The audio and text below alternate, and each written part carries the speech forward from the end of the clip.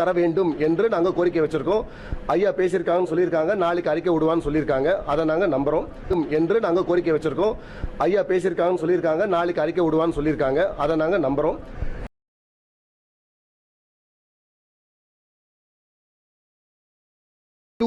அதை சேர்த்தாங்க 22ல முதல்ல சேர்த்தாங்க.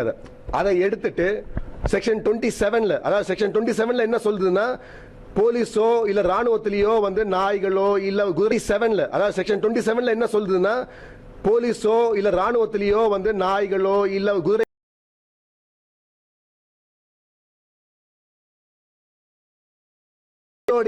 காளைகளையும் சேர்க்க வேண்டும். சேர்த்து விட்டால் பிசிஏ செக்ஷன்ல இதை சேர்த்துட்டாங்கன்னா அதுக்கப்புறம் ஜல்லிக்கட்டு தடை நடத்துறதுக்கு நமக்கு தடை கிடையாது.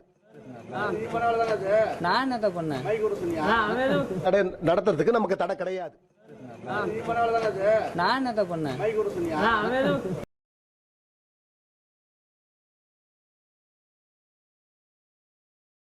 எதிரான போராட்டம் அல்ல. ஏன்னா மாநில அரசின் கைகள் கட்டப்பட்டிருக்கு. ஸோ நம்மளுடைய போராட்டத்தை முன்னெடுத்து நடத்த வேண்டியது மத்திய அரசு.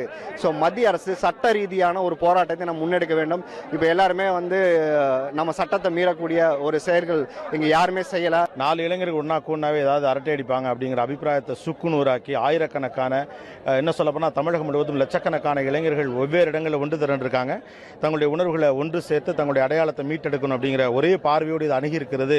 இது மிக முக்கியமான விஷயம். எனக்கு தெரிந்த வரைக்கும் கடந்த பல வருடங்களில் ஆக முக்கியமான விஷயமா நான் இதை பார்க்கிறேன். ஒரு வார்த்தை யாரும் இங்க கேட்கல. என்ன பண்ணணும், அடுத்த கட்ட நடவடிக்கை என்ன எடுக்க போறீங்கன்றது எதுவும் கேட்கல. யாருமே எதுவும் கேட்காம அங்க என்ன பண்ணிட்டு இருக்கீங்க? நியூஸ் பாக்குறீங்களா இல்லையா? நியூஸ் சேனல்ல என்ன டெலிகாஸ்ட் பண்றாங்களா எங்களுக்கு தெரியாது. ஆனா இங்க இளைஞர்களோட ஒரே நோக்கம் ஜல்லிக்கட்டு நடக்கணும். சரிங்களா? அதை மட்டும் என்னைக்குமே நாங்க மறக்க மாட்டோம். கடைசி வரைக்கும்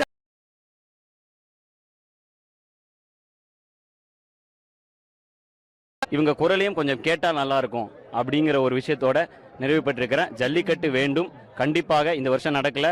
விடு ஜல்லிக்கட்டுலாம் சொல்றோம், இல்ல திருட்டுத்தனமா நடத்தது ஜல்லிக்கட்டு இல்ல. உறவுகள் கூடி ஒன்றாக சேர்த்து நடத்த வேண்டும். அடுத்த வருஷம் நடக்குங்கிற நம்பிக்கையுடன் காத்து கொண்டிருக்கிறோம். மாநில அரசுக்கு எதிரான போராட்டம் அல்ல. ஏன்னா மாநில